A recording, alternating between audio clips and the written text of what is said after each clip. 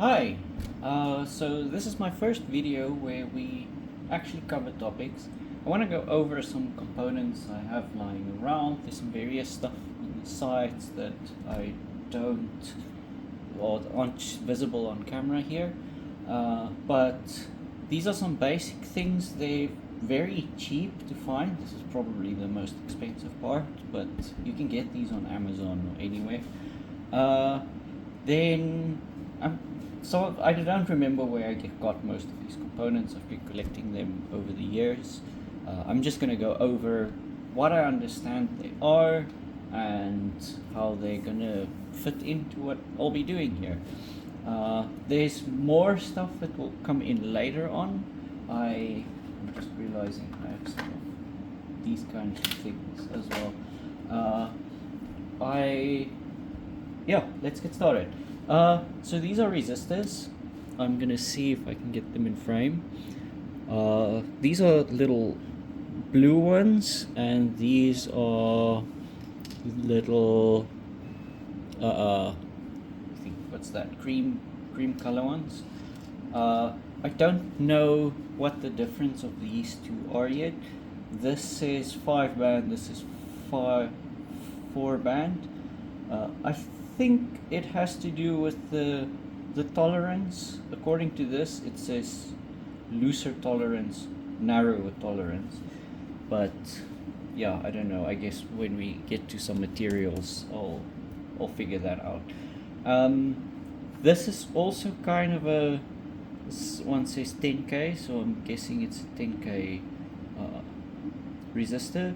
It's variable, so you turn the knob and resistance goes up or down. I'll be learning what these pins do, and we'll go into how they work in detail. My idea is to put these things on a breadboard. We're gonna do the math and actually see what we measure versus what these are. We'll figure it out on the uh, figure out what that is. Next up is capacitors. They store a bit of a charge. As a programmer, I think of them as a bit of a buffer. So if a later part of your circuit requires some energy, it can get it from here while it starts traveling through the wire and replenishes, especially if you have lots of bursty requirements. That's my current understanding. This is one of the things I use to try and solve some of the issues I had with the breadboard computer. I didn't know how the math of this works. I still don't. So I basically guessed. Let me give you a close up. I basically guessed which ones to add, and if I had issues, I would just put bigger ones on. This one's a 10 microfarad. Then I have, I don't know what this is. It says 104 on it, but these are also little capacitors. Them I used a lot. I think I used one of these on a timer on the breadboard as well. Next up is a transistor. This outputs on one of the pins depending on the current on other two pins. So this can be used for switching. I intend on using these quite a bit. You can see it has 3 legs. I intend on using them quite a bit because they will be useful for making logic gates. This is one of the things I want to get very good at doing. So I will be building a lot of the gates on this breadboard, playing around with them. Then we have diodes. I have 2 of them here, but I have like a bunch of different ones. I have no clue what the stuff on them mean yet. That's something we're gonna just have to figure out. I do know that they only allow current to flow in one direction, not the other direction. I'm assuming this little silver stripe has something to do with that and the direction they will go in. Then I have LEDs, which are light emitting diodes. So the same as this, the same as this, only the current will only flow one direction, so if you hook it up the wrong way around, it doesn't flow in that direction. This will emit light if you let the current flow in the right direction. I have some various little ones here. They're from various kits and stuff I've gotten. I have other green ones as well. Also have RGB ones that we could play with, but those are just the LEDs. Then onto some miscellaneous stuff I'll be using. I have a bunch of these, a whole bunch. I will also be using a lot of jumper cables. These you press in there to hook up different things. I also have little jumpers that I make that have various uses. Let me hold this up. That in this case I just hook the two power rails together to get this side and this side to be the same, so that if I put power on here, I get it on this side as well, exactly the same. Then here's a switch that does what it says in tin. It's on and off. I can't use this in the breadboard, but I can probably get some wires on here or something to be able to press it in there. Here's some more little ones. I have a different use for these.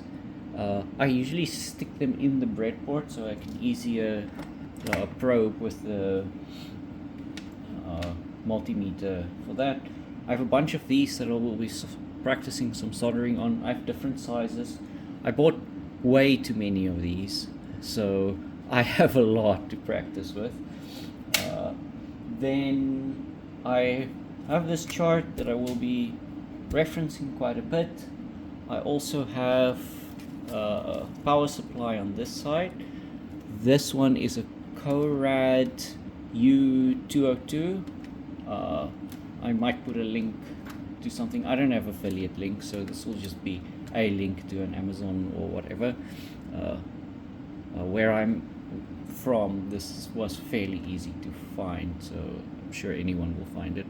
It has positive, negative, and ground plug, so yeah, just this is useful. It can go up to 30 volts or 0 to 5 amps DC power supply. It also has USB and overcurrent protection built in. I don't know if it's good. It's served me quite well, so I'm happy with it. I also have, not a Fluke, a major MT870 multimeter, and I have another one here somewhere that came with a iFixit kit, which is some of the tools I'll be using. Oh, here it is. It's a iFixit ones come with MCH brand, and this is the 108 one. I don't know what that means, so tell me in the comments if you know.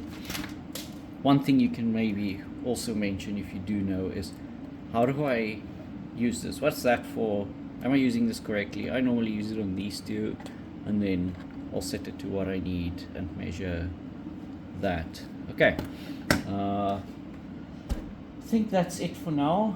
I will be starting out with just this, some resistors, and this one, and yeah, I guess we can try and measure and see what this thing actually starts at and ends at.